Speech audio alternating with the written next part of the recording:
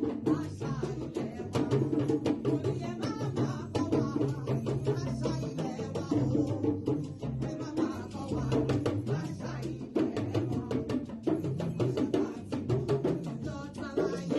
are welcome to the Yoruba Cultural Center.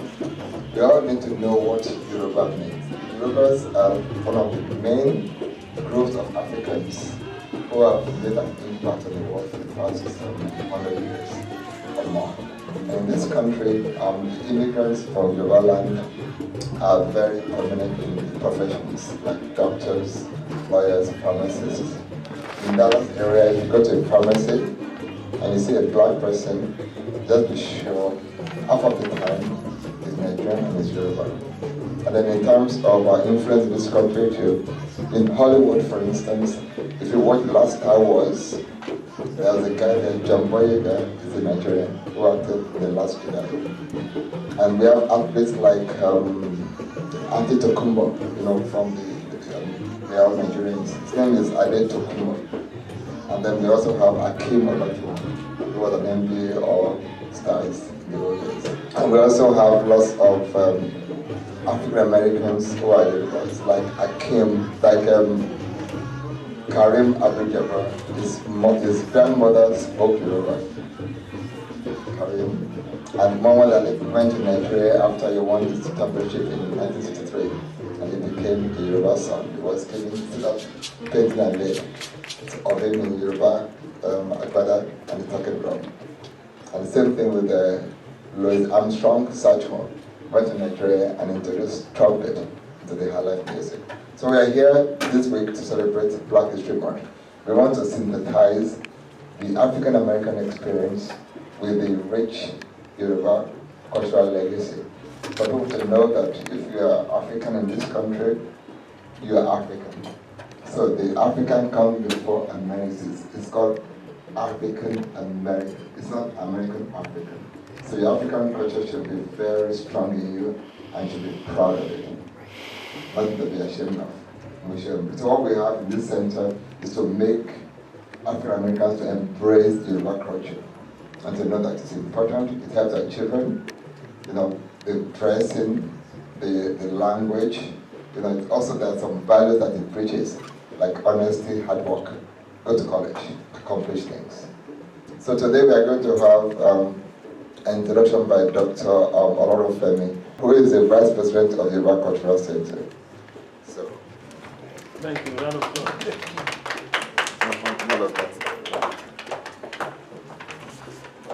Thank you, sir. Welcome, everybody. Once again, welcome to the Yoruba Cultural Center, Dallas, Texas. I say that with some emphasis because a lot of people don't even understand that most of the black people that walk around in this country are actually Yorubas. They are actually Yorubas. I hear a lot of stories from town. Like somebody told me she thinks she's Igbo, okay, because she's fair in complexion and most of the Yoruba she sees are dark. Most of the Yoruba people that she sees are dark because she's fair, she thinks she's Igbo. I just remember that today because her names are typical Yoruba names. Her own name, her mother's names, her father's names are typical Yoruba names. Our father bears Ade, Tijani, something like that. Our mother bears Sherifa, in fact, from the 3 names or 4 or 5 names she gave me, I could even pinpoint the village where her parents came from. The family name is Aleshiloye. There are very few families who bear that name. You've got to be wealthy, from a particular tribe of a particular side of the country before you bear that name. But there is nobody else who bears Aleshiloye. You can't mistake it. It cannot be Igbo. You get me? The discussion yesterday was what prompted that in my mind. And a lot of people get the oh, I look like them, or I look like, But we know a lot of things that many of the people actually originated from our side of the coast in West Africa, okay, which is the Yoruba people from West Africa. We are lucky to have this kind of place, and I'm just trying to piggyback to what the president was saying. We are lucky to have this kind of a place to actually show and share the history of the Yoruba people, right from even before how the Yoruba race was founded, and all the way to how we came to America, how we've been in other places, and how we are here. One of the fantastic things we also want to do is to transmit the values of our culture to our people here. We want them to be proud. We also want them to know it. So in this place we have not just the museum that traces the history of the Yoruba people. We have activities going on all the time to actually train our children in the language, in the dance, the drama, everything, all the time running here. So we want to encourage you to keep it here, be here. It's a very great place that we're waking up and wanting to build with you, okay, in this place. Not to, I don't want to take too much away from what we're going to hear from Ms. Wheeler this evening, because one of the things I've been trying to impress upon her that she's not agreed with me is that she's a Yoruba person. I actually invited 2 or 3 people to come and help me look at your presentation today, and let them tell you whatever they think about it. Okay. So later on, we'll have some more discussion about that. So I'm happy to introduce Ms. Sharon Wheeler. She's a very great friend of mine. We work together. We are in the same church. We work together. She takes care of our youth ministry. She's a mother.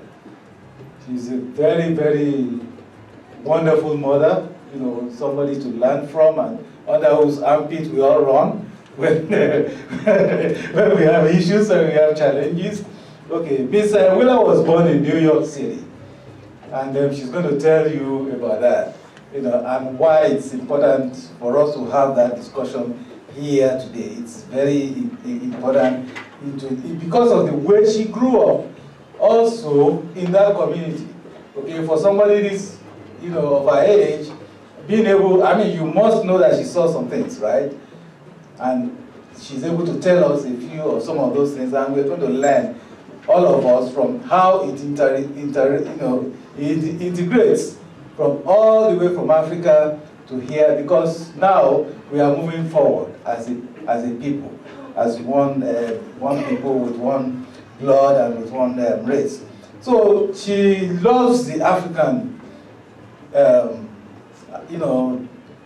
heritage. She's very proud of her African ancestry, as you will see. In fact, the first time I saw her in church, she was dancing across, we had a convention, and she was dancing, and I was like, who is this person dancing the whole way like this, or, something like that. And that's how I actually, got attracted to her dance and her footsteps, and we got talking, okay? So she's a dancer, she's a broadcaster, she's a mother of 4 kids. Am I right? 15 grandchildren? 4 children. 4 children. Oh, sorry, 4 children.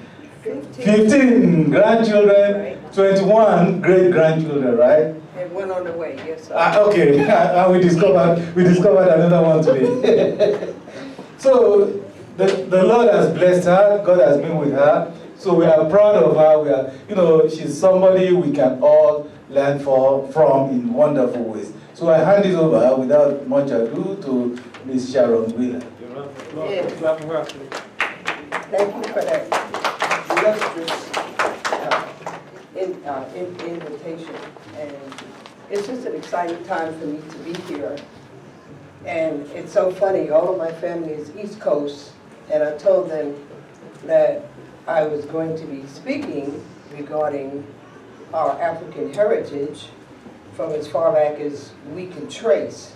And you mentioned Yoruba, and it's funny because my brother-in-law I'm jumping the gun, but my brother-in-law actually left and went to Nigeria and became a son of one of the people there. He's deceased now, but he became what's called a Baba. And so my family is just different. We're not the typical Black American, African American family. We're different.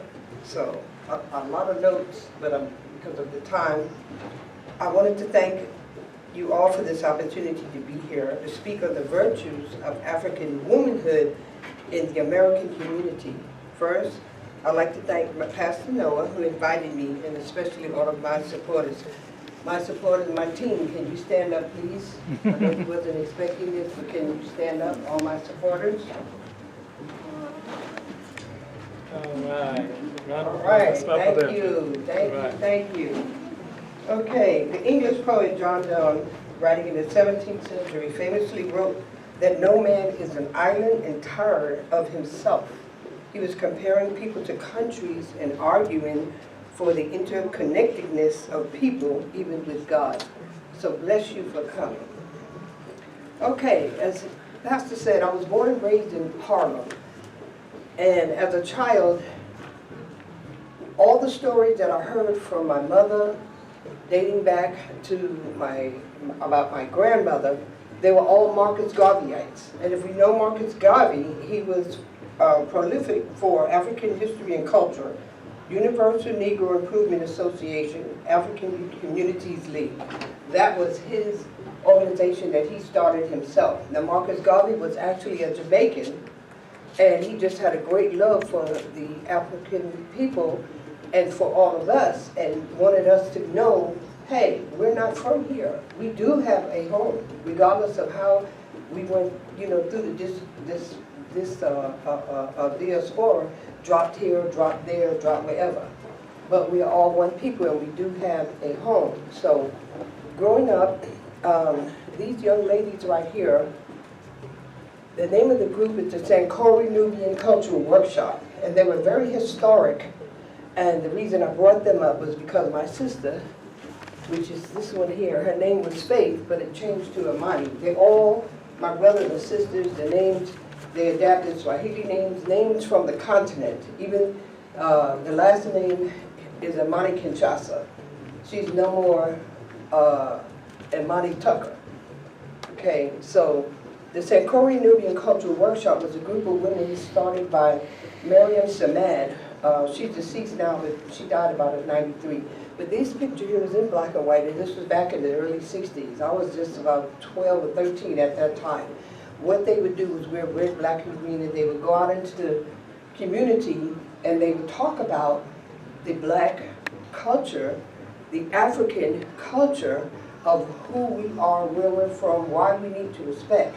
We did modeling shows, and as I got of age, I remember modeling. I was Queen of Nzinga, and at the time, that was like a big thing because, I represented Queen Nzinga, and I wore red, and I walked proudly across the stage.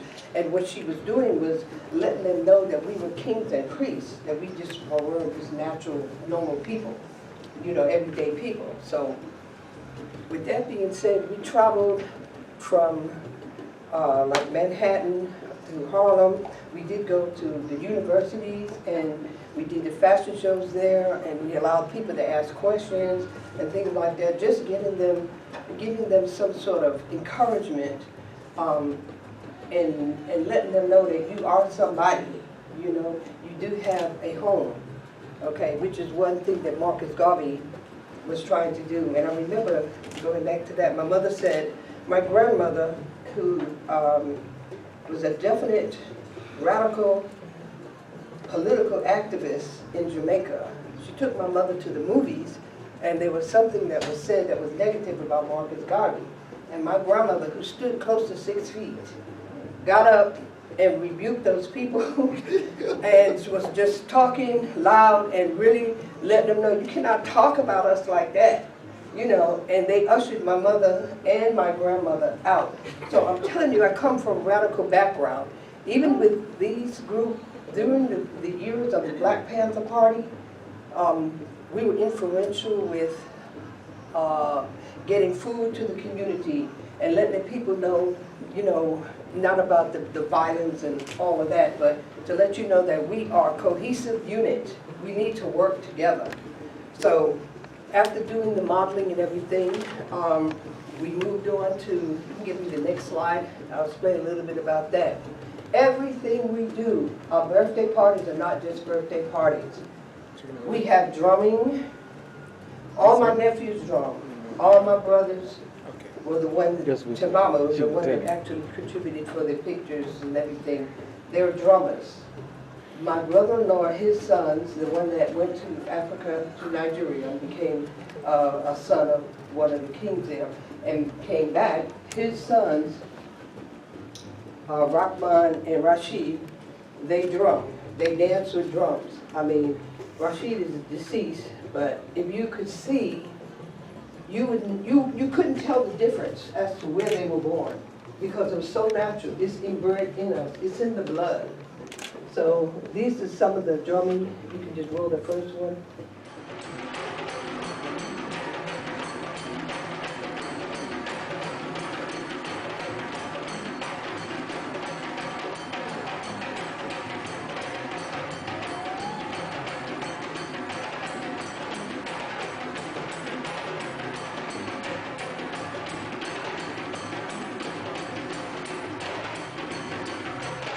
This is what we did when I was in elementary school. Anytime we had a talent show, it was always, we're going to do African dances. They need to know we're not going to be doing Oklahoma and all that other kind of stuff. We want to do something cultural. So it took me to really introduce my friends to the dances, to the different languages and all. And so we just had a good time knowing whom we are, that we are a people that need to come together and be together. Okay, if you just go up a little bit more. Okay, every time we go up again.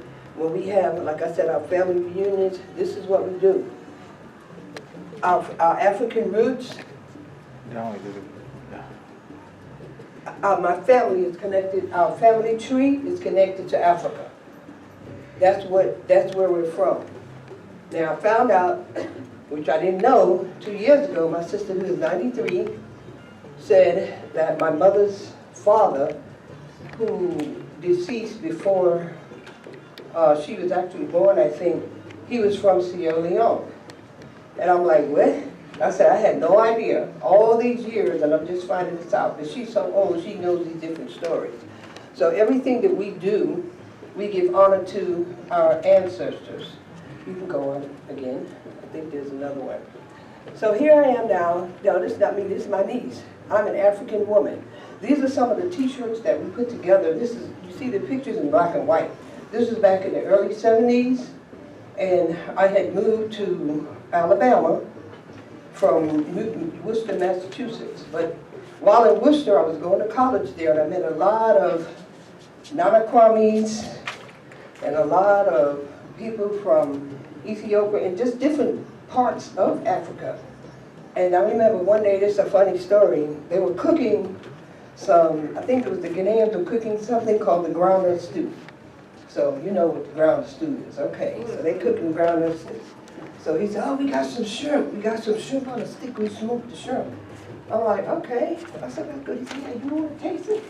I'm like, I don't know if I want to taste the shrimp. He said, yeah, it's okay. You taste it. I'm like, okay. I said, what do you do? And you being funny? He said, no, it tastes good, really. We're going to put it in the soup. We have to smoke it, and then we put it in the soup, and we add the other meats, blah, blah, blah. Well, I tasted it. I was just licking on it like, I said, we didn't really have a taste of smoke, and they were just falling out laughing. I said, what did y'all do? He said, that was a snail. Those are smoked snails. I'm like, no, you did not. A snail? And you know what snails are? I was like, oh. But later on, when I got, you know, my spiritual mother, she's married to someone, and he loves those big fat snails. I remember reading the news, I sent him a clip. I said, hey, did you find this man who tried to bring some back from overseas and he was caught? Then he got him in a suitcase. I'm like, oh, I bet you, is that somebody, you know, I was playing with my brother-in-law, you know. And so it was just funny because it's just a lot of things that I learned from them, and they accepted me. I said, you guys, at first, you acted funny towards me. Talking about, oh, you from the ghetto, you know, you live in shacks and da-da-da. I said, well, the same lies they told you, they told me. You swing from trees and all that kind of stuff. I said, and so, hey, I already know I'm different. And they was like, hey, you are different. So they embraced me, and we became buddies. We talked about the different languages. A lot of the Ghanaians were trying to teach me one language, Tui. And I'm like, But it was just a wonderful experience to be continuing on in my life. And unfortunately, the bad part was I had my sister, you know, lost her life, and her 2 children moved with my mother and lived in Alabama. So I left school in I had 2 years left, and transferred to the University of Alabama in Birmingham. So I'm on campus and everything, and I noticed the disconnection amongst the students with the Africans. I'm like, what's up with that? I said, these are brothers and our sisters. Why are y'all acting funny? And they was like, where you from? You're not from here. I said, no, I'm not. I'm from New York. I said, we don't roll like that. Yes. I said, we believe that everybody of color, the minorities, we need to come together. So this is what happened. I had my sister send me, I'm an African woman and I'm an African man t-shirt. And my friends, we put them on and we told the students of the University of Alabama in Birmingham, this was back in 1980, I said, anybody that has a shirt like this, if you don't know who to vote for, stop them. And it was the first year that they had a black, they quoted, history program. They didn't want us to say Afro-American students. What they said was we had to change the name. We couldn't do the Black Student Union. So we became the Students for Greater Awareness. And that went down in history. That was the first year that they have ever had any kind of black history program or anything. We had Ethiopians and Djibouti people, you know, they were clashing. They had come together in unity because that's just the way it was supposed to be. Yes. I didn't want to take no for an answer. And so I felt like I'm not taking the credit for that, but I feel like it's something that needs to be mentioned, how they all came together. And we had the first year of the president, vice president, the treasurer, and the secretary were all from the different black fraternities. Even the school people, they were mad. They said we stuffed the ballot and all this kind of stuff. I'm like, no, we just won, because how can you be a minority, I mean, on a campus, but you're not, but you are the majority in the city and all of that. So from that point on, everybody was on one accord, and we extended it to where we went, when it came time for voting, we had Mayor Arrington. He lasted, I think, 2 terms. We went out and got the old people out and told them about, you know, their heritage and all. And, you know, old people in the South, their mentality is like, yes, sir, yes, sir. No, hold your head up. We come from a strong heritage. You know, some of the people and some of the old people, but we would take them to the voting booths and everything like that. So it was just a real exciting time. And I moved from Alabama, then I wound up here in Texas. Okay, after I got here, I was going to church and I met a lady, and we became immediately, I just drew to her and she drew to me. That's my spiritual mother. She is from Nigeria, and she's from River State, and she became my Naomi and I became her Ruth, because it was a spiritual connection. And she began to show me about the clothes and all, and I was laughing because we would use the dashikis back in the day. That's when we knew. We did not know, you know, the proper names and how to really do. I did, because I was modeling with the Sankore Nubian Cultural Workshop. So, you know, we had trainings on how we would rap and, you know, how we do our headgear and everything like that. So it was just totally different. So she and I, we've been together now like 18 years or so. So she introduced me to more of the foods, like the fufu. All my folks in here, maybe one doesn't like plantains, but everybody enjoys, hands going up, everybody likes the fufu. And they eat it. You know, the only thing that I can't handle now at my age is the pepe. But as far as how to cook it, yes, I know how to cook it. They all know how to do the fufu. The plantain fufu is the favorite. The egusi soup, things like that. This is cultural stuff. And this is why I said my mother's a Jamaican. The food that we ate as a child was not very different. It's just the name was different. That's all. We do curry goat, jerk chicken. That's still from the motherland. Yes, ma'am. Whatever you want, whatever you want to call it. Yes, ma'am. So that's why I was excited about talking about the women, the sisters, the women coming together, because, you know, women have a hard time coming together about anything, because everybody want to be the leader, everybody want to be, you know, up front. And my whole thing was I wanted my Black American, Afro-American brothers and sisters to embrace the African culture because that's part of whom we are. And I didn't want them to be embarrassed. I was mad because my hair texture is soft. I couldn't get an afro. Back in the day, that was the thing. I was mad. So I put my hair up. I don't have those pictures, but I put my hair up in the neck. And when I went in my high school, Central Commercial High School in New York, as a senior, I was one of the candidates for the best dress. I had my African attire. Yes, I did. I walked across the stage then because I was proud of who I was and who I am. So that's why it's like when I hear the little discussions amongst the African Americans that really don't understand the Africans, I can't understand what they're saying. I said, you need to take time to listen. I said the same thing. We're not even speaking English. I said, if you really want to know. And I love languages. You know, I know a little bit of French, a little bit of Spanish. You know, I'm about to learn German thanks to my partner here, because I'm doing, my game is the names of God in Hebrew. I'm taking my Hebrew class. And also, we need to increase our knowledge of who we are. And that's why I love the fact of this center. But my question is, with me being a African American, born and raised here, when I go back, or if I go back to Nigeria, the Yoruba culture, will they embrace me? Oh my Will goodness. they have a Oh my cultural goodness. center over there for me?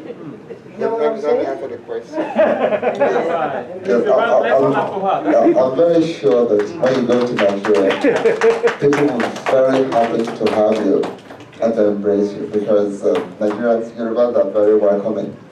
It's not what you see here, but back home in Nigeria, they love to have African Americans coming to Nigeria. They're going to be welcomed. Yeah. It's not the same thing here where people feel they're foreigner. No, not in Nigeria. They feel you are coming back home. That is why Muhammad Ali went to Nigeria and there was a song there. That was why Sakmo went to Nigeria. And many all the African Americans have went to Nigeria and they made a success of it. So you're going to be welcome. In fact, I was just going to say, she said her brother was made a barber. And can I just say something? She said her brother was made a The barber. dress that is wearing is a typical Yoruba dress. He says Yoruba dress. It is not, it doesn't belong anywhere else in the world. It is Yoruba. I thought you borrowed it from my wife. Yes, everybody else has copied it, but it is Yoruba. But every other African, like the River State, the Ghanaians, no, this is Yoruba dress. It is called Buba and Hero. This is Buba, and that is the Kele. It's all Yoruba. And Dashiki is also Yoruba. You know that too. Yes, it's Yoruba. We call it Danshiki. Danshiki. That's what we call it. Everybody say Dashiki. No. You called it correctly the first time. Dan is Dan. Dan. The end, there's an N there. Oh, you can say Dan. Dan Shiki. We call it Dan Shiki. Okay. And my last part of my presentation was because I have to give honor to my mom, being Jamaican and being just a strong person. And to take her side of the lineage, I have to be honest. Her mother, my grandmother, was half Indian from Calcutta, India. On my father's side, my grandmother, which is my father's mother, was half Spanish. Her father was Antonio Ricardo from Granada, Spain. But I believe the Moors and the Spanish, you remember the Moors? Yeah, so we still African. You're still the same. So in honor of my mom, I asked my granddaughter, John Quill, her mom's over there. I love her from the bottom of my heart. All of my children, all of my grandchildren, even now my great-grandchildren, have accepted the fact that, yeah, we are Africans and we are part of who we are. Yeah, you can listen to this urban music and all that stuff, no cussing and all that. Because, you know, grandma don't play that. There's no sagging and none of that. Because you have to have respect for yourself. That's for the world. That's a whole other story. Because we all get to the point of spiritual maturity. But if you're part of my seed, I'm not having it, I'm not going to see it. I'm very strict about that. So I asked my granddaughter, John Quill, she is a licensed hairdresser and all that good stuff and makeup and all that, but she loves dancing, and I'm looking at the giftings that is in her, and I see a little bit of me back in the day when I would do my dances and things and choreograph, and that's what she does. So I asked her to come today and do a little Afro-Caribbean.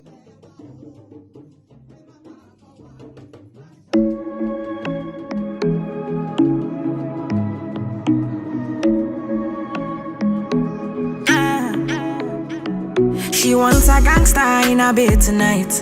She wants me, I know. And man, a full ground me a day tonight.